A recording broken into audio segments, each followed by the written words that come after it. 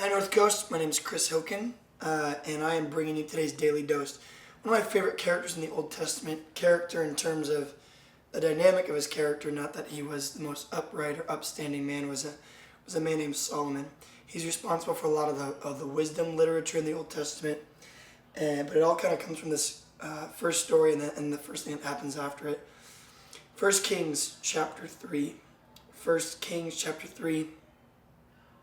And Solomon meets with God, and God says, "Man, your father David was a great man, an upstanding man. Now you're the king of Israel. What do you want?" You know, and maybe we would expect the king of Israel, or a king in general, or a man in general, or whatever it is, to say money or women or power.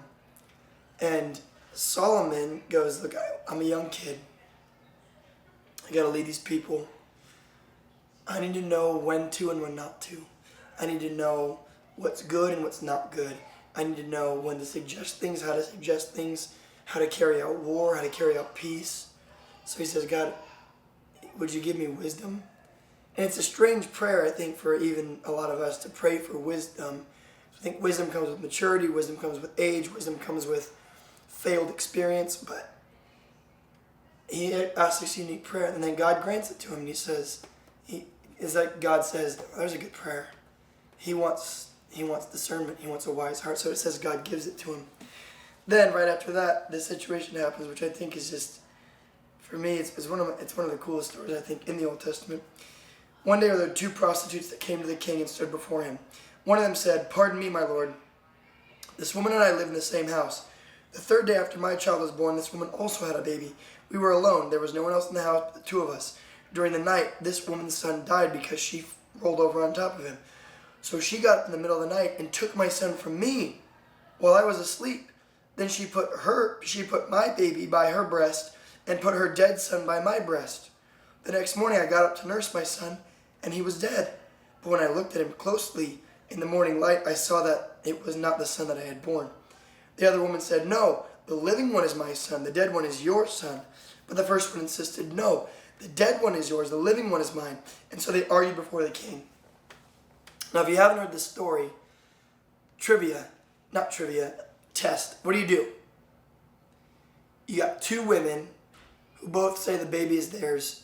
Before pictures or an Instagram post could have settled this, what the baby looked like, and they're prostitutes, so they may or may not even know the father. So that might not help with those simple things you could have looked at. Like, what do? And I love this test and seeing how people answer. And normally they can come up with at least something that's beneficial, but here's what Solomon does. The woman said, "Living son is mine, that was mine." Verse 23, the king said, "This one says, 'My son is alive and your son is dead.' While that one says, 'No, your son is dead as mine is alive.'" Then the king says, "Bring me a sword." So they brought a sword for Solomon. He then gave an order, "Cut the living baby into two. Give half to one and half to the other." Doesn't that seem fair? So the woman whose son was alive was deeply moved out of love for her son and said to the king, "Please, my lord, give her the baby."